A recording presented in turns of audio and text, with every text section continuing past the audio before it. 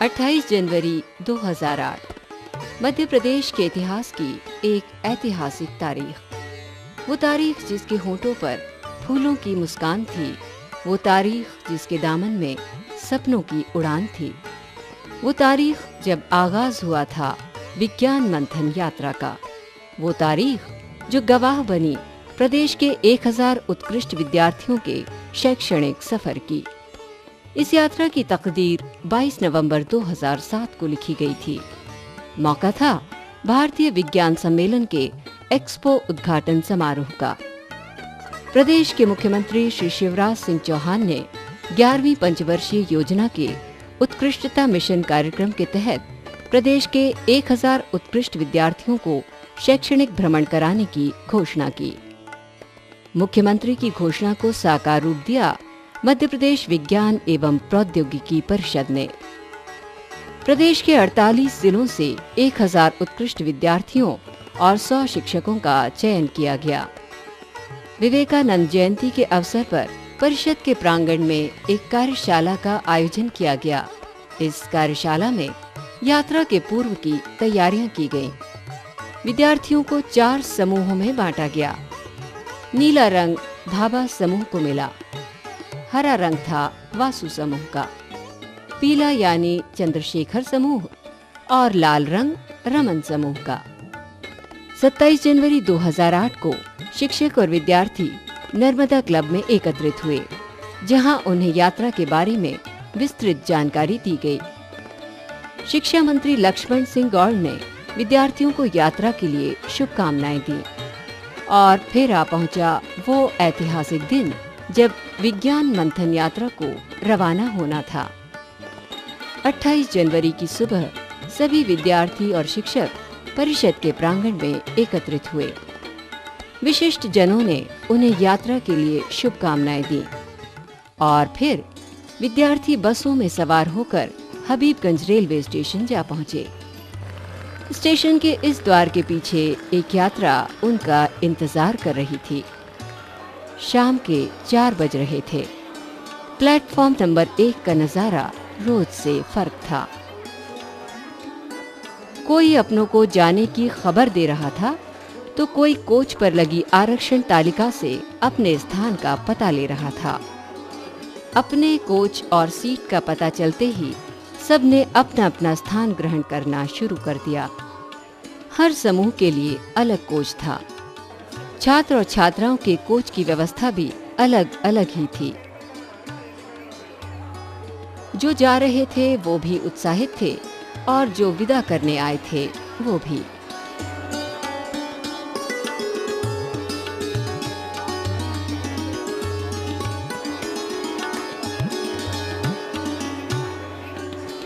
रेलगाड़ी के रवाना होने का वक्त आ गया। मध्य प्रदेश विज्ञान एवं प्रौद्योगिकी परिषद के महानिदेशक डॉक्टर महेश शर्मा ने यात्रा की सफलता के लिए मंगल कामना की और फिर विधिवत हरी झंडी दिखाकर ट्रेन को रवाना किया। सैकड़ों लोगों ने हाथ हिलाकर विद्यार्थियों को विदाई दी।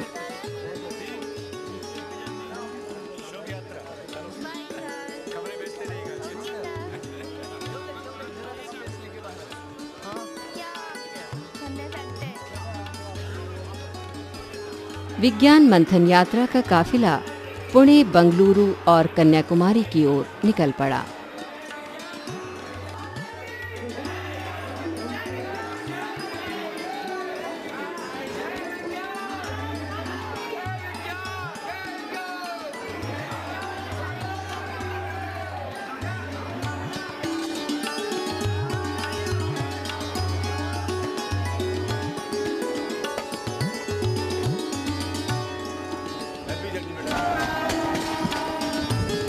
एक के बाद एक स्टेशन पीछे छूटते गए। विज्ञान मंथन एक्सप्रेस तेजी से अपने पहले पड़ाव पुणे की ओर बढ़ने लगी। इस यात्रा का एक उद्देश्य था और उद्देश्य के पीछे MPCST का प्रयास। विज्ञान मंथन एक्सप्रेस की ये जो यात्रा हम बच्चों को लेके जा रहे हैं, इसकी शुरुआत हुई थी पिछले वर्ष विधानसभा के सत्र में। माननीय मुख्यमंत्री जी ने एक उद्घोषणा की थी जिसमें उन्होंने प्रदेश के युवाओं में उत्कृष्टता बढ़ाने के लिए एक मिशन का आगाज़ किया था कि अगले 5 वर्षों में हम युवाओं में अलग अलग क्षेत्रों में उत्कृष्टता प्रोत्साहन के कार्य करेंगे।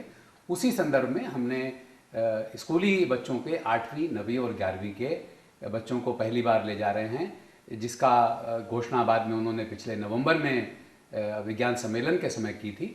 और इसका उद्देश्य है कि जो प्रदेश के मेधावी बच्चे हैं उन बच्चों में और भी उत्कृष्टता बढ़ाई जाए, विज्ञान के प्रति उनका रुझान बढ़े, विज्ञान के अध्ययन में, उसके शोध अनुसंधान में उनकी रुचि बढ़े, उनकी जिज्ञासाएं बढ़े, उनका कौतूहल बढ़े। और इसके लिए हमने तय किया कि इन बच्चों को पूना, बेंगलोर और कन्याकुमारी के जो उत्कृष्ट संस्थान हैं वैज्ञानिक और अनुसंधान के और शोध विकास के, उन संस्थानों में ले जाएं। ये बच्चे प्रदेश के बाहर के माहौल को जाके देखें, वहाँ के जो प्रसिद्ध वैज्ञानिक हैं उनसे चर्चाएं करें, रूबरू हों, तो इनको इनके मन में विज्ञान के प्रति एक रुचि बढ़ेगी, कौतूहल बढ़ेगा। और उसकी पूर्ति करने के लिए, इन बच्चों का पोषण करने के लिए साथ में हमने शिक्षकों की और विशेषज्ञों की एक टीम भी साथ में रखी है, जो लोग बराबर इनकी जिज्ञासाओं को पूरा करने के लिए, इनकी शंकाओं को समाधान करने के लिए और विज्ञान के अलग अलग पहलुओं पर जानकारी देने के लिए इनके साथ बराबर रहेंगे। और ये यात्रा के बाद जब बच्चे लौट के आएंगे तो अपने अनुभवों के आधार पर इनका हमने कुछ मूल्यांकन करने की प्रक्रियाएं तय की हैं, उनको करेंगे। रास्ते में कन्याकुमारी में करेंगे, ट्रेन में करेंगे, बराबर ये प्रक्रिया चलेगी। और वापस आने के बाद अप्रैल के अंत में एक और मूल्यांकन हम करेंगे, समग्र मूल्यांकन करेंगे। इस सभी के आधार पर हम इसमें से 100 बच्चे चुनेंगे और उन 100 बच्चों को हम विशेष प्रकार की छात्रवृत्तियां देंगे, जो अगली 11 मई को हम इसका घोषणा करके बच्चों को दिल्ली, यहाँ भोपाल के अपने विज्ञान भवन के परिसर में एक कार्यक्रम में देंगे। और हमें आशा है कि इस पूरी प्रक्रिया में हमारे प्रदेश के बच्चे भावी समय के प्रसिद्ध वैज्ञानिक बनेंगे, विज्ञान के अध्ययन में लगेंगे, विज्ञान में और अधिक काम कर सकेंगे। इसी आशा के साथ इन बच्चों को पोषण करने का काम बराबर आगे चलता रहेगा और ये उसी उत्कृष्टता अभियान का हिस्सा है जिसके अंतर्गत हमने बच्चों को लेके जा रहे हैं। इस विज्ञान मंथन यात्रा का मुख्य उद्देश्य विद्यार्थियों को विज्ञान के समझ पैदा करना, विज्ञान के प्रति उनकी जागरूकता पैदा करना, विज्ञान के प्रति या घटने वाली घटनाओं के प्रति जो प्राकृतिक घटनाएं हैं उनके रहस्यों को ज्ञात करने की कोशिश करना। ये खैर बहुत गहरा विषय है, परंतु अगर उनको कुछ चीज़ें इसमें समझ में आ जाती हैं तो विज्ञान के प्रति उनकी जागरूकता होती है। हमारा प्रयास इतना ही है कि वो विज्ञान के प्रति जागरूकता लाएं, विज्ञान में रुचि लाएं और यह समझने की कोशिश करें कि वैज्ञानिक समझ होती कैसे है। 1000 उत्कृष्ट विद्यार्थियों का चयन बहुत ही पारदर्शी और व्यवस्थित प्रक्रिया के तहत हुआ था। मध्य प्रदेश उत्कृष्टता मिशन, मध्य प्रदेश सरकार की पहल पर ये जो कार्यक्रम चालू किया गया है, इसको परिषद ने के मिशन एक्सेलेंस ग्रुप ने रिकॉर्ड 43 दिन में इसको मूर्त रूप दिया है। और हम लोगों ने जो इन बच्चों को जो हमारा इन जो मेधावी छात्रों का जो सिलेक्शन हुआ है, हमने प्रयास किया कि पूरे 48 जिलों तक हम पहुँचे। हमारे जो आंचलिक केंद्र हैं, जो होशंगाबाद में, उज्जैन में, ग्वालियर में, इंदौर में, जबलपुर में, इनके माध्यम से भी हम लोग हर जिले तक पहुँचे हैं। और इसमें CBSE group, Madhya Pradesh board, NCERT सभी बच्चों को, ताकि चाहे वो प्राइवेट स्कूल का हो चाहे गवर्नमेंट स्कूल का हो, हम सभी बच्चों तक पहुँचे हैं। एक प्रक्रिया के तहत एक ट्रांसपेरेंसी हमने मेंटेन करी है, इसके तहत ही इनका। और हम लोगों ने एक फिक्स क्राइटेरिया रखा था जिसमें हमने कहा था कि चाहे किसी वर्ग का छात्र हो, 75% से कम छात्रों परसेंटेज उनकी जो हम लोगों ने तय किया था उससे नीचे का नहीं हो। और हर जिले से हमें उत्कृष्ट छात्र मिले हैं, मेधावी छात्र मिले हैं। और लड़कियों और लड़कों की भी जो संख्या थी हम लोगों ने तय की थी कि 40% कम से कम लड़कियां हों। आपको जान के खुशी होगी कि ये हमारे 422 लड़कियां अभी इस यात्रा में हमारे साथ चल रही हैं। और उसी अनुपात में हमने शिक्षिकाओं की संख्या भी रखी हुई है। मेन मुख्य उद्देश्य, हमारा मुख्य बिंदु जो है कि मध्य प्रदेश का छात्रों को एक एक्सपोजर मिले। बाहर पूना में, बेंगलोर में, कन्याकुमारी में क्या हो रहा है, बेंगलोर के विभिन्न लैब्स में या विभिन्न इंस्टीट्यूट्स में, तो हम लोगों ने करीब 15 लेबोरेटरी और इंस्टीट्यूट की सूची बनाई है, जिसमें हमारा इन बच्चों का अलग अलग ग्रुप्स में, जैसे हमने 4 समूह बांटे हुए हैं। आपने यहाँ देख रहे होंगे कि हर समूह का एक विभिन्न रंग दिया हुआ है। और ये बच्चे inter university centre for astronomy astrophysics Poona, national chemical laboratory, BAIF और इस टाइप के जो इंस्टीट्यूट्स हैं यह पूना में विजिट करेंगे और वहाँ पर ख्याति प्राप्त वैज्ञानिकों से इनकी मुलाकात होगी, जैसे डॉक्टर विजय भटकर जी, एरिक बोरोचा साहब।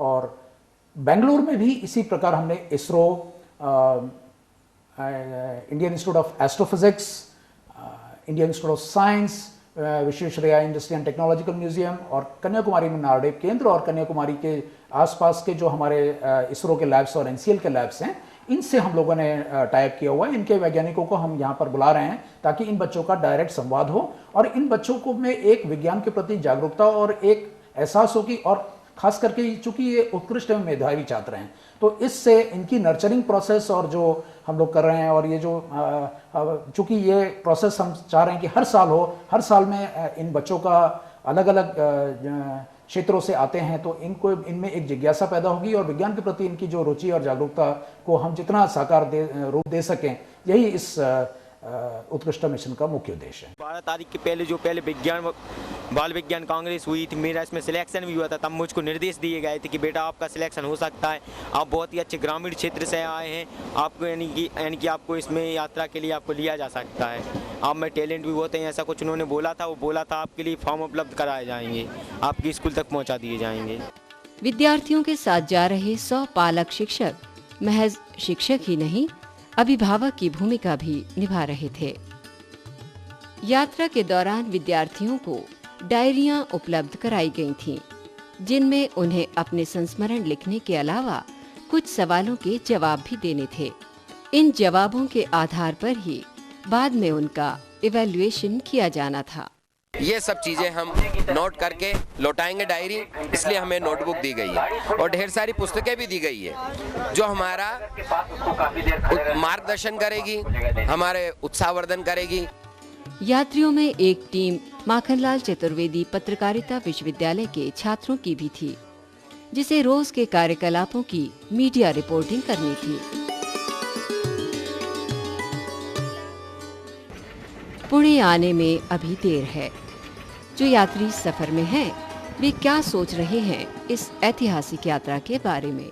यह यात्रा प्रदेश के 1000 बच्चों जो उत्कृष्ट बच्चे हैं 1000 उनके लिए यह यात्रा कराई गई है। इसमें हम विभिन्न प्रकार के साइंटिस्टों वैज्ञानिकों से मिलकर और नए यानी कि हम लोगों को बहुत चीज़ों के बारे में बताया जाएगा। हम लोगों को बड़े बड़े रिसर्च सेंटर और लेबोरेटरी में घुमाया जाएगा तथा उसके बारे में बताया जाएगा प्रैक्टिकल करके, जिससे हम लोगों का भी ज्ञान बढ़े और ताकि हम भविष्य के होने वाले वैज्ञानिक बन सकें। रात हुई तो बच्चे सोने की तैयारी करने लगे। सुरक्षा गार्ड अपनी ड्यूटी पर तैनात था। बच्चों को कहीं कोई खतरा न था। अगली सुबह पुणे पहुंच जाएंगे। सुबह हुई। सुबह की कुछ गतिविधियां पहले से तय हैं। सुबह सुबह योग हो रहा है। योग के साथ में हमने सुबह हुई, प्रातः काल हमने योग किए हैं। उसके बाद कुछ एक्सरसाइज बताई गई है, प्राणायाम की क्रियाएं बताई गई है। पुणे के आने की उद्घोषणा होने लगी। और इस दक्षिण के पठार में ये बहुत खूबसूरत शहर है। इसका स्थान है पूना समझौता हुआ था, महात्मा गांधी की उसमें मुख्य भूमिका रही थी। शिक्षा की नगरी है, उद्योग नगरी है और अब भारत के मानचित्र पर स्थापित आईटी नगरी है। संचार क्रांति में पूना का नाम बेंगलोर के नाम के साथ जुड़ता है। रेलगाड़ी का पहला पड़ाव खड़की स्टेशन था, जो पुणे से 15 किलोमीटर दूर स्थित था। स्टेशन पर उतरने के बाद विद्यार्थी बहुत ही अनुशासित तरीके से अलग अलग गंतव्यों को रवाना हो गए। वासु समूह के विद्यार्थी बस में सवार होकर मौसम विज्ञान केंद्र देखने पहुंचे।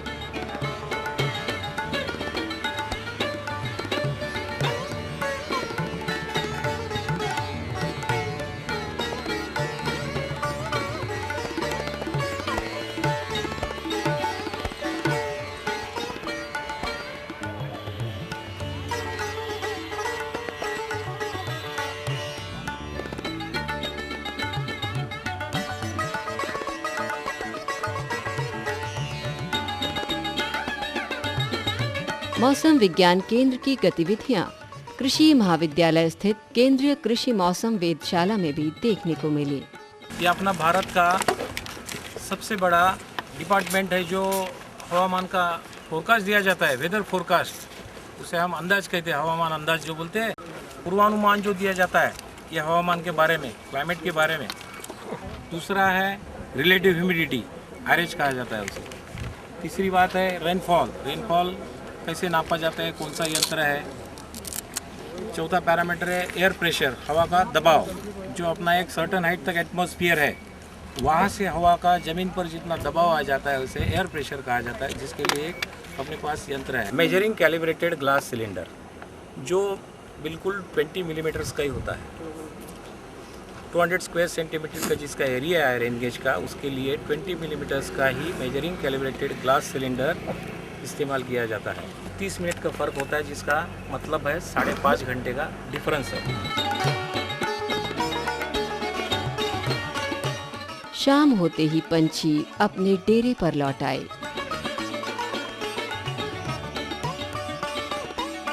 कोई डायरी लिखने लगा तो किसी ने अपने मोबाइल की बैटरी चार्ज की और कोई था जो सोने चला गया। दिन भर की थकान के बाद आराम लाजमी था।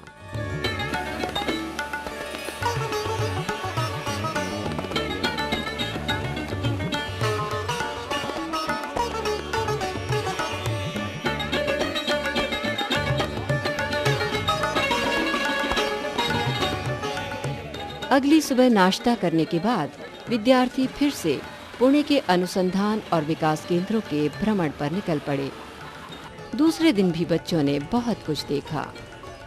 हाँ, यहाँ आकर हमने बहुत अच्छी चीज़ें देखी। हमने सबसे पहले हम आयुका रिसर्च सेंटर में गए, जहाँ हम बहुत अच्छी चीज़ें देखी। हमें विज्ञान के द्वारा टॉयज़ दिखाया गया, जिससे हम विज्ञान को अच्छी तरह से समझ सकते हैं, साइंस को बहुत अच्छी तरह से समझ सकते हैं। हम इंजॉय करके हम साइंस को समझ सकते हैं। और हमारे क्या कहते ब्रह्मांड के बारे में बहुत अच्छी चीज़ें बताई गई, जिसमें सन है, गैलेक्सी है, नेबुला है, और बहुत सारी चीज़ें हमें बताई गई। वहाँ उनके ग्राउंड में बहुत सारी अच्छी चीज़ें एक्सपेरिमेंट के लिए चीज़ें रखी थी, जहाँ इसमें सिंपैथिक ऑसिलेटर थे, वेट ऑन मार्स और मून में भी बताया गया था, जहाँ हम अपना वेट पता कर सकते हैं मार्स में, और मून में हमारा वेट कैसा रहेगा।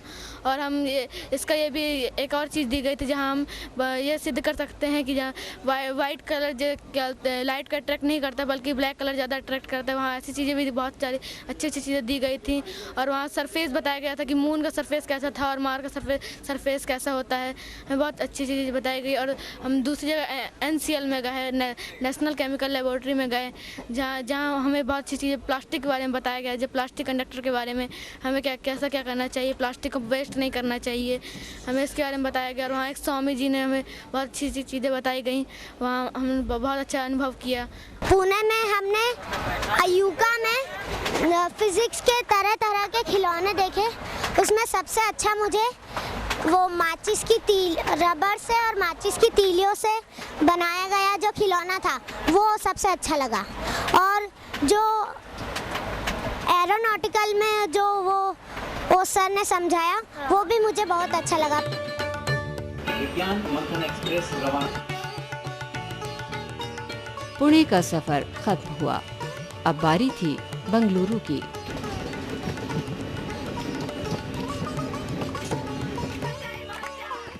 पुणे के अनुभव ने बच्चों का उत्साह और बढ़ा दिया था। वे अपनी यात्रा का भरपूर आनंद उठाने लगे। कभी गाड़ी में ही बैठे बैठे वे खाने पीने का सामान खरीदते, तो कभी खेल से अपना मन बहलाते।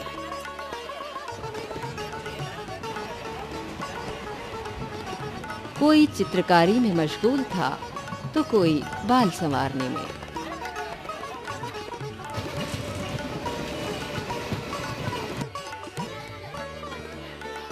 अलग अलग जिलों से आए विद्यार्थी अब दोस्त बन चुके थे। इस बात का सबूत दिया एक नन्हे शायर ने। 1 + 1 is 2. Our dosti is true. 2 + 2 is 4. Your dosti is more. 3 + 3 is 6. Our dosti is fixed. 4 + 4 is 8. Our dosti is great. And 5 and 5 is 10. Our dosti is done.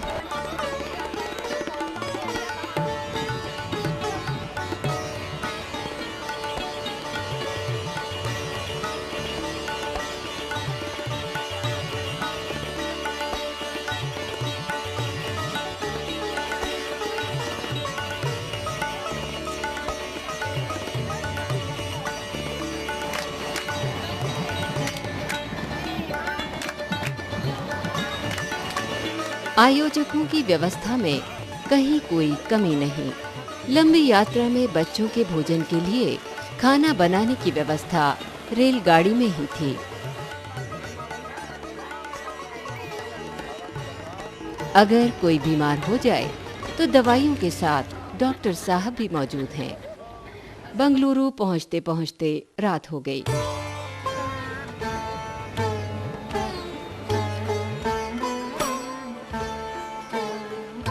अगली सुबह विद्यार्थी सुप्रसिद्ध बॉटेनिकल गार्डन की सैर पर निकल पड़े।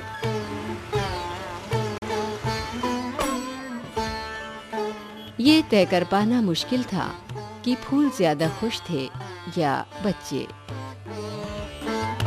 बच्चे स्वयं फूलों का पर्याय बन गए।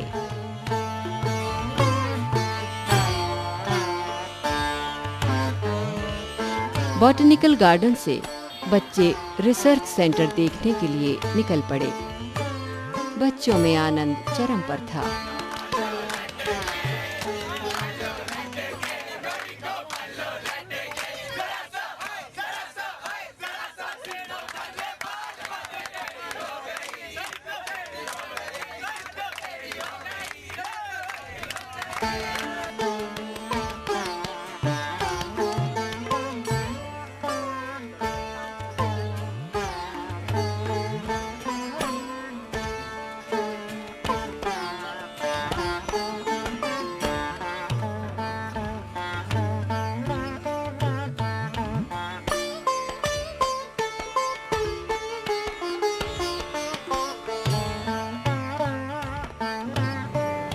रिसर्च सेंटर से लौटते हुए रास्ते में कर्नाटक विधानसभा का दीदार हुआ।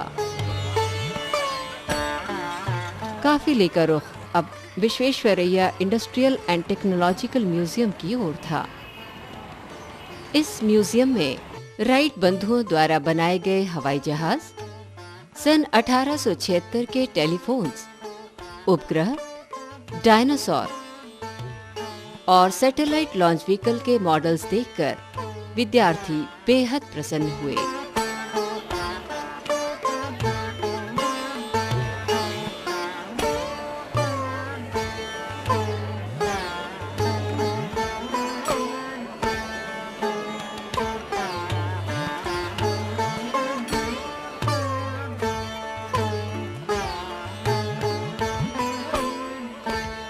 बंगलुरु की यात्रा अब समाप्त हो चुकी थी। विज्ञान मंथन एक्सप्रेस कन्याकुमारी की ओर चल पड़ी।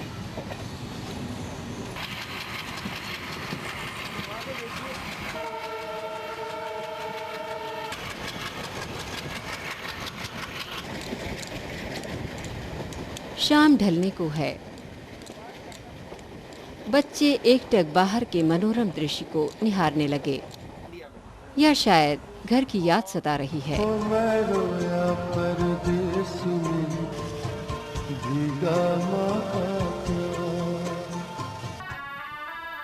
कुछ ने वाद्य संगीत से दिल बहलाया।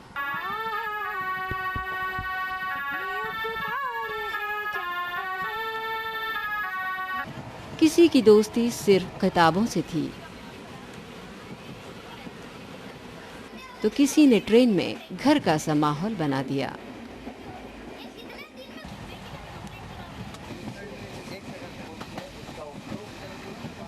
ऊंची ऊंची पहाड़ियां और लंबे लंबे पेड़ कन्याकुमारी के आगमन का ऐलान करने लगे।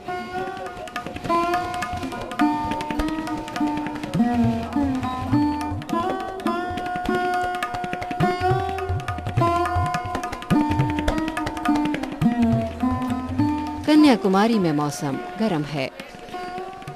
बेहतर होगा जल्दी से जल्दी समुद्र तट पर पहुंचा जाए। विशाल समुद्र तट देखकर बच्चे भाव विभोर हो उठे। कई तो ऐसे थे जिन्होंने पहली बार समुद्र देखा था।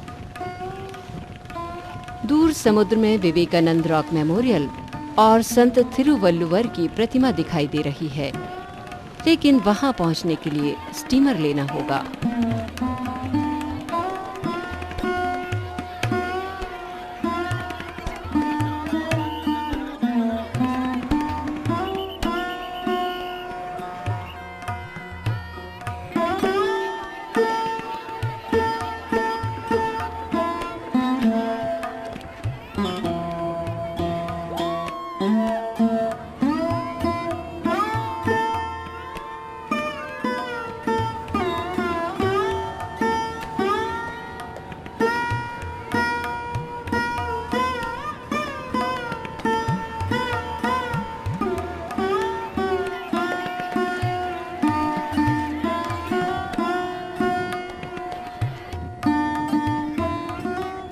इसे विवेकानंद मंडपम कहते हैं।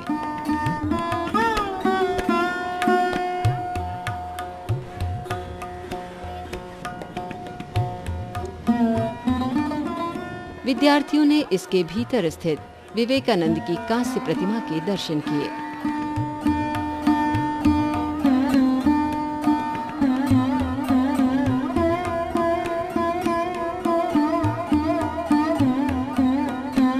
कहते हैं कि विवेकानंद ने 25, 26 और 27 दिसंबर 1892 को इस शिला पर बैठकर ध्यान किया था। इसके नीचे पाद मंडपम है, जहां पर देवी पार्वती के चरण बने हुए हैं।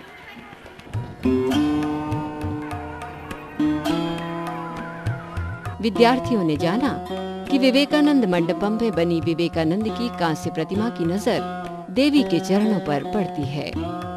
विवेकानंद रॉक मेमोरियल से महान कवि और संत थिरुवल्लुवर की प्रतिमा तक पहुंचने के लिए फिर स्टीमर पर सवार होना पड़ेगा।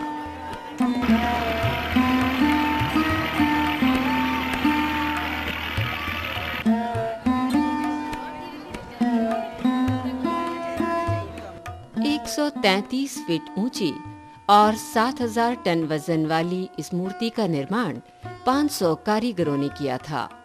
यहाँ से विवेकानंद रॉक मेमोरियल साफ नजर आ रहा है।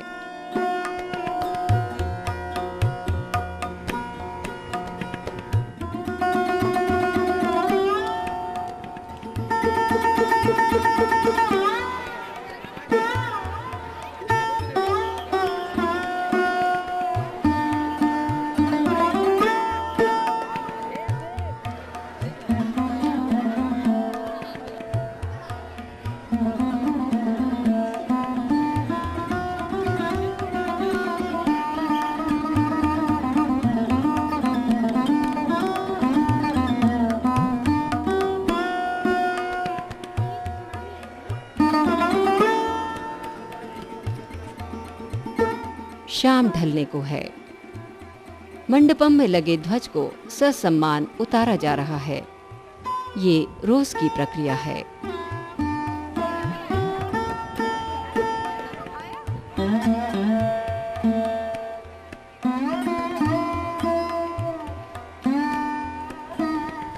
बच्चे किनारे पर लौट आए।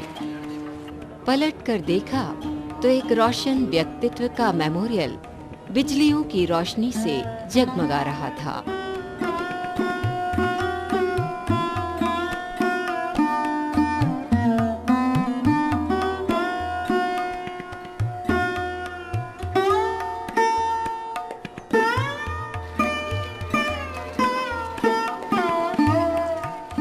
विवेकानंद केंद्र में बच्चों ने इसरो के मोहम्मद मुस्लिम का अंतरिक्ष कार्यक्रम पर व्याख्यान सुना। वो सैटेलाइट जो है वो 24 आवर्स में बनाता है, तो ऐसा लगता है कि जो दोनों जो है एक स्पीड से जा रहे हैं, तो ऐसा लगेगा एक जगह से कि वो जो है वो एक जगह खड़ा है, खड़ा नहीं होता है। दोनों की चलने की जो स्पीड होती है बिल्कुल बराबर होती है।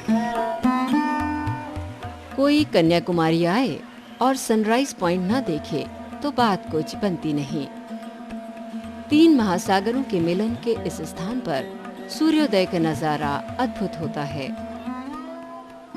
विद्यार्थी सूर्योदय होने से पहले सनराइज पॉइंट पहुंच गए, मगर शैतान बादलों ने सूर्य को ढक लिया है। सूर्योदय का वक्त गुजर गया। सूर्यदेव ने बहुत ऊंचाई पर पहुंचकर दर्शन दिए। खैर, नजारा तो अब भी अद्वितीय था। विज्ञान मंथन यात्रा अपने अंतिम चरण पर है। विद्यार्थियों को अब वापस लौटना होगा। वे खुश हैं। जीवन में एक अनूठे अनुभव की प्राप्ति जो हुई है।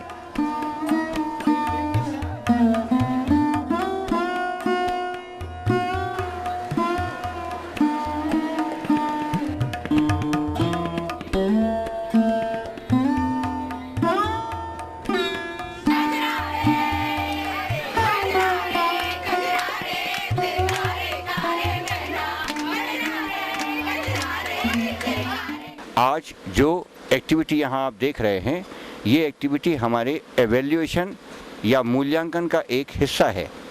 हमने मूल्यांकन को 3 भागों में बांटा है। एक मूल्यांकन जो कन्याकुमारी में हम लोगों ने 1000 छात्रों का किया था, उस पर 50 अंक निर्धारित थे और वह मूल्यांकन विषय वस्तु पर आधारित था। मूल्यांकन का दूसरा भाग आज चलती हुई रेलगाड़ी में हमारे रेलघर में संपन्न हो रहा है और इसका नाम हम लोगों ने दिया है ऑब्जर्वेशन एवेल्यूएशन, अवलोकन प्रपत्र। हम चाहते हैं कि हमारे इन प्रतिभाशाली बच्चों ने पूना में, बेंगलुरु में और कन्याकुमारी में जिन जिन स्थानों का भ्रमण किया है, वे सारी बात, वैज्ञानिकों की चर्चा किन शब्दों में अपनी अभिव्यक्ति कर सकते हैं, इसका मूल्यांकन आज चलते हुए घर में हो रहा है। इस पर हमने 30 अंक निर्धारित किए हैं। मूल्यांकन का तीसरा भाग भी हमने लेखन कला पर आधारित किया है। वे प्रतिदिन 27 जनवरी से 6 फरवरी तक प्रतिदिन अपनी डायरी में क्या लिखते हैं, उनके क्या अनुभव हैं, उसको वो कैसे डिस्क्राइब करते हैं, इसका डिस्क्रिप्शन उन्होंने अपनी डायरी में किया है। विज्ञान मंथन एक्सप्रेस जब भोपाल पहुंची तो रात के 2 बज रहे थे।